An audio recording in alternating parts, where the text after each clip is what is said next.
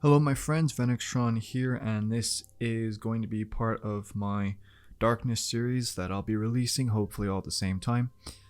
The main video is the one I'm going to release first, and that is, I still have to think of the name of the title, but that's going to be all about the true origin and nature of the pyramid ships, and the difference between that and the Darkness, and the race inside the pyramid ships, their origin, their motivations, and all that kind of fun stuff.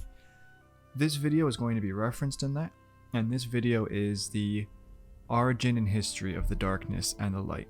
And this video is very important because we're going to be going through the characters of the Winnower and the Gardener, where they came from, their personalities, their motivations, their powers, all that kind of stuff. If you want access to the full script that all of these videos are originating from, I'll have a link to my Storyfire channel in the description below. Please note that in order to read anything on Storyfire, you need to have the app, so be sure to download that from the App Store or whatever. Okay, let's just get into it. I'm going to make the assumption that you know absolutely nothing about the title of this chapter, well, this video, I guess, and I'm going to just start at the very beginning. So what is the Darkness and what is the light?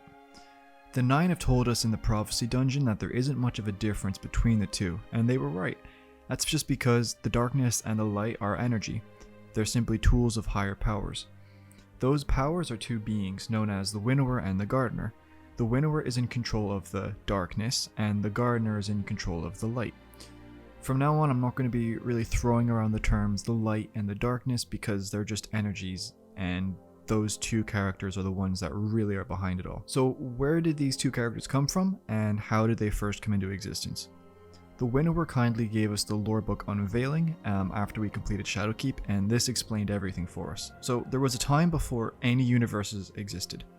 And yes, universes, so dimensions are a thing. And by mathematical chance, the Black Garden was created. Two incredibly powerful beings were also created and placed in the Black Garden. This was a realm where the two could freely exercise their power. One became known as the Gardener, a being who could bring nourishment to life and cause it to grow. The other would refer to itself as the Winnower, who had the ability to destroy life in its current form and to take it. These two extraordinary beings were the complete opposites of each other, and yet for an immeasurable amount of time they lived together in that garden. Their time was spent in a never-ending pattern. In the morning the Gardener would cause life to grow, and then in the evening the Winnower would come along and would destroy life that was weak. This is because in the Winnower's logic, if something dies, it's because it deserves to die. So in the day, in between the morning and the night, the Gardener and the Winnower, they would play this game. The game was around a infinite two-dimensional grid of flowers. I don't know, just think of a box. I don't know. The only move permitted in the game was just the initial placing of the flowers in the grid. So depending on the state of the flowers and their neighbors, whether they be dead or alive, an action would take place. So for example, Rule 3 stated that a living flower with over 3 living neighbors near it would die from being overcrowded. That's just an example of the kind of, I guess, the way the game worked. So the goal of the game was to use different initial arrangements of the flowers at the start to see if the outcome would be any different. Now, no matter how the flowers were initially placed, the game would always end the same way, that being that the flowers would die. No matter what the Gardener did, so the Gardener was the one that was in charge of placing the flowers, no matter what they did, like I said, the game would always end the same way. And after, again, an immeasurable amount of time, they just got bored of it. Understandable, you know, if you're playing a game and you're always losing, you're going to get bored of it. So they announced that they were going to make a new rule in the game. This rule would reward those who make space for a new complexity, for those who steer the game away from a gridlock. Their rule would always ensure that there would be someone building something new. Basically, the game always ended the same way, and so the Gardener wanted to reward those who would kind of try and go outside the box. Now this infuriated the Winnower, because the Winnower believed that this would ruin the delicate balance that existed in the garden. They had no issue with the way the game ended, and they just thought it was reckless and destructive, the way the Gardener was trying to go about things. And because of this, and determined to prevent the Gardener from changing the game, they fought them.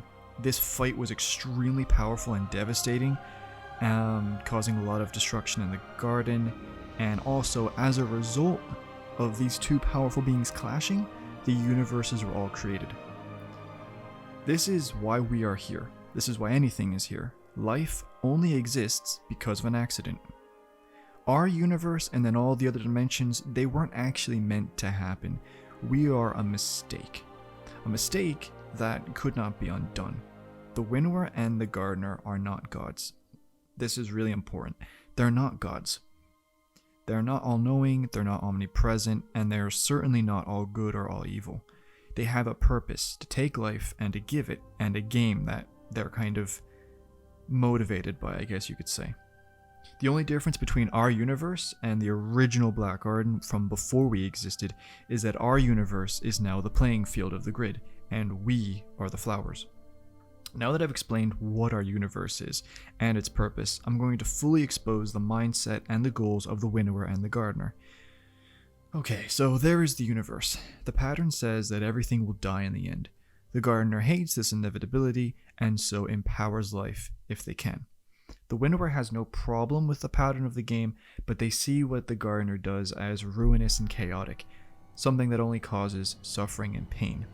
When you combine this with the Winnower's innate nature to kill that which is weak, you can understand why the Winnower is so determined to stop the Gardener.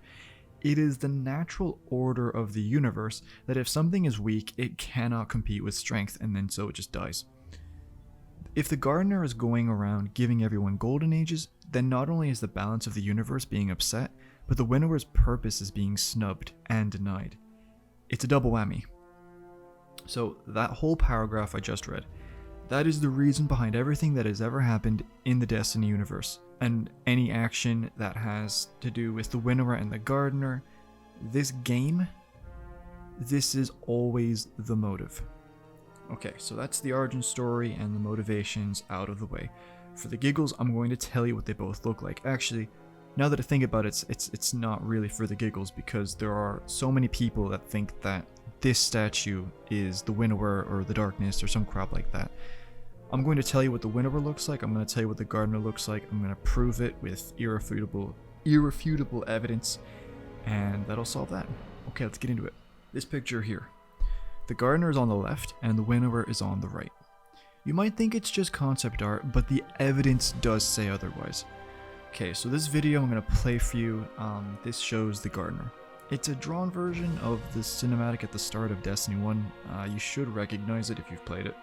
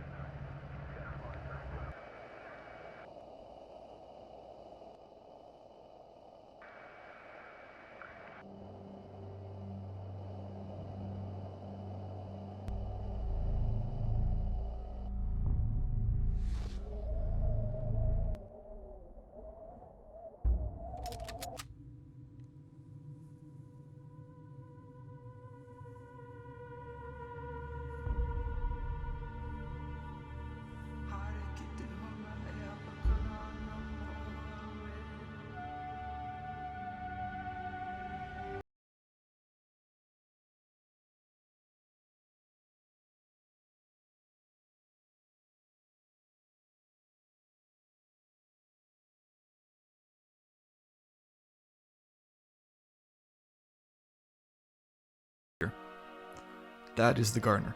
Excuse me. Further proof is that I know for a fact that the Gardener is female. So Bungie's done their very best to try and hide the genders of both the Winnower and the Gardener, but early Destiny 1 lore did give it away. I'm going to have it up on screen here. Rasputin himself specifically refers to the Gardener as a she. Now for the interesting part. How do I prove the Winnower looks like this? It's a little bit more complicated. The easiest sign is the sword. The Hive sword logic was taken directly from quote-unquote the Deep or the Winnower, and it does tie in very nicely with what the Winnower earlier had to say about what is weak deserving death. it fits in. So that's one sign there. A second sign is the color of the clothes. In this video here, I've paused it so you can get a good view of the flowers. There is a pattern to the color of the flowers, pink and white and red and black. Going back to this picture, you can see arguably pink and white with red and black. The final sign is an emblem in-game. It's called No Quarter. Red and black bird talons and black swords. Look again at the Winnower, he has bird feathers on his shoulders, and all that fun stuff. Just as a side note, I want to say that No Quarter, the emblem, I did find out later after writing the script that it is a Crucible emblem, so for some people, they're just going to write that off right away, and that's fair enough. Some people are still going to take into consideration. I just wanted to mention it. But yeah, this is what I honestly do believe the Gardener and the Winnower look like, at least in their physical forms. Without a doubt, I'm certain they have energy or ethereal forms. Okay, so the next part is the general history of the Gardener and the Winnower. If you just wanted to know who the characters are, where they came from, what their motivations are, then you're done here. There's a little bit to be learned, but for the most part, we're kind of getting into history for history's sake. So if you enjoy that, stick around. If not, all good. Okay, so from where we are now in the game, we need to go back thousands or potentially millions of years to the origin of the Hive. The Hive at their peak were an unstoppable and ruthless force, but were always merely a pawn in a greater war. At their origin, they were a pathetic and a meager race who had a lifespan of under 10 years. What changed this was the three daughters of the Osmium King meeting the Worm Gods. The Worm Gods made a pact with the siblings, which involved them taking into their bodies the larvae of the worms. This act would transform them and eventually their entire race into what we now know as the Hive. Great. Okay, so what does a watered down Hive origin story have to do with the darkness? Well, the Worm Gods, the Leviathan, and the Traveler do. Let's start first of all with the Leviathan. A massive, Leviathan, that the worms describe as an old priest of the Traveler and the Gardener. This isn't a character that exactly lasts long in the story, but it does serve as an informant to the state of the universe at the time. The Leviathan would tell the three siblings, and no, this is really broken down. They would tell the siblings that they are on the edge of a war between the Gardener and the Winnower, and that this is a war of ideologies. The Sky/Gardener works to nurture life and create havens for all, while the Deep/Winnower, with its cold logic, seeks to cull the life that is weak, alongside destroying any changes to the universe that the Gardener has made. The Worm Gods claim that they have been trapped inside of the Fundament for millions of years, and that the forces of the sky seek to destroy life on Fundament due to its potential. Now, the worms are being purposely vague here, as they are manipulating the siblings, but still, some information is given.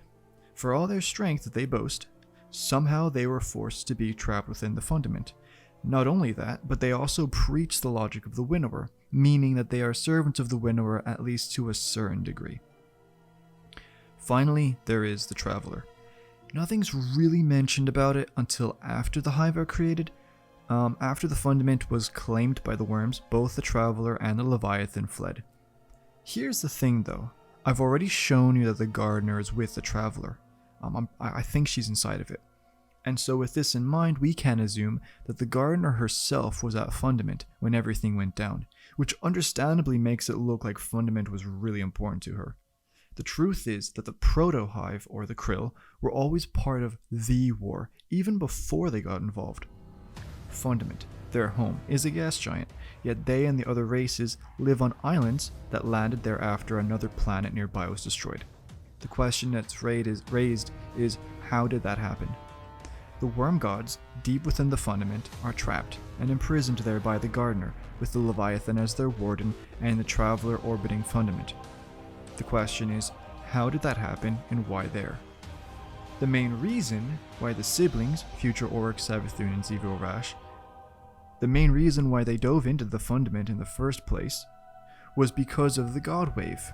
Basically, when the 52 moons of Fundament would align, manipulate gravity, create a massive wave, kill everything, bada bing, bada boom, boom, that's it. Same question. Why would that happen to begin with? My answer is that all of this was a result of the Gardeners and Winnowers' war near the Fundament, before we are introduced to Fundament and after. We simply don't have enough information to answer these questions that I've just, raised, but I'm okay with that.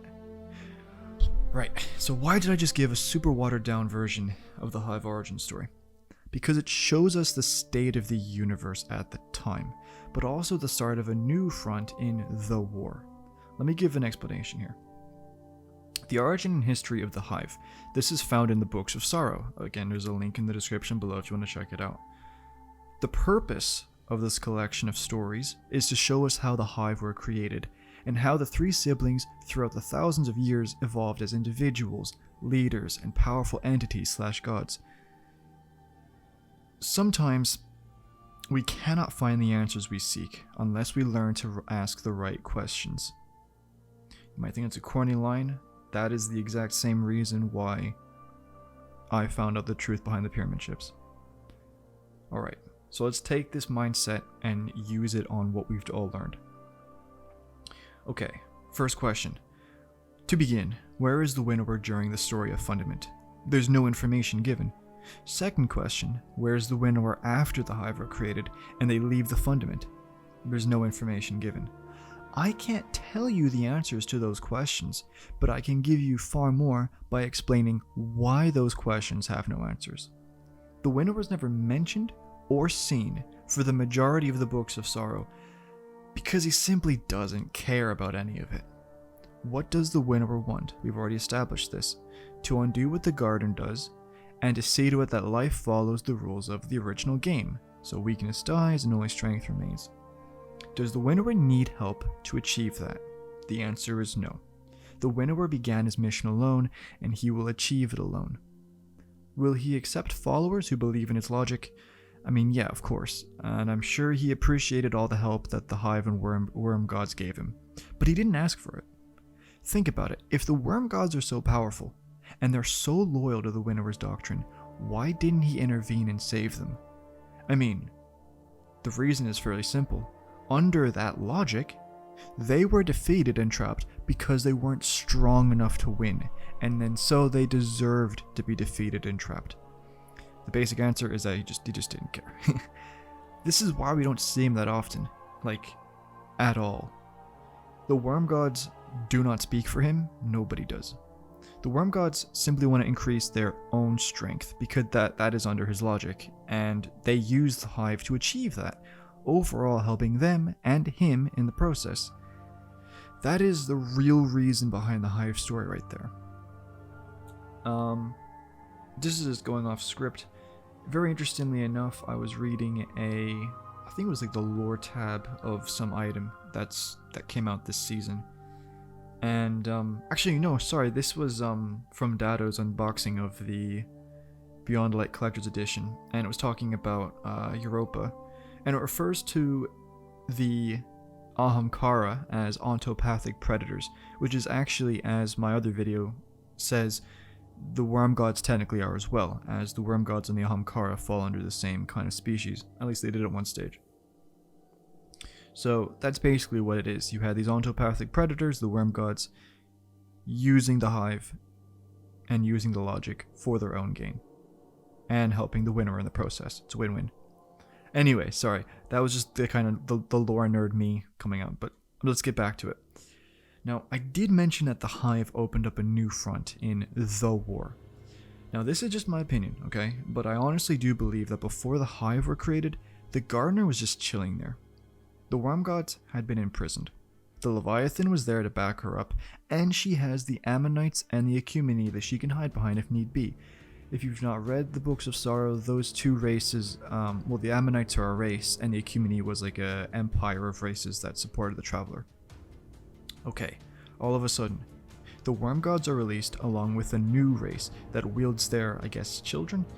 Considering that in the end, the Leviathan was devoured by the worms, and that the worms claimed to be able to consume the Traveler, I would say it was smart for her to flee.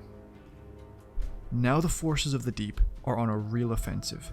Now the war is affecting far more lives than ever before, and it does seem as though the Gardener is unable to counterattack at all. Now, I don't know where the Winnower was before the Fundament. everything that happened there. But I do believe he chased her after she metaphorically ran away. This chase is the ultimate state of the universe up until the collapse, and this is why I just gave you the whole backstory of the Hive. They caused the shift in the state of the universe between then up until the collapse. This was how the universe operated. The Gardener would give races golden ages, and the Hive would follow soon after and wipe them out. They would snowball in strength as well due to the worm larvae. So eventually, later on, after Oryx became fanatical about the sword logic, he wasn't at first, he was kind of a little bit more hesitant, but once he kind of went full on sword logic, he specifically said that he would follow the deep. And the deep is said to be on the trail of its prey. So between Fundament and the collapse, the Gardener was running away from the Hive, and the Winnower was chasing her. This is why we had the collapse. Smiley face. The Gardener came to our system, gave us a golden age, and then the Winnower arrived with the Hive and the pyramids, and that ended the golden age. That, my friends, is the origin and history of the light and the darkness in Destiny, along with their history up until the collapse. There's a little bit more, but I'm going to save that for a different video. But yeah, that's it. Hope you enjoyed.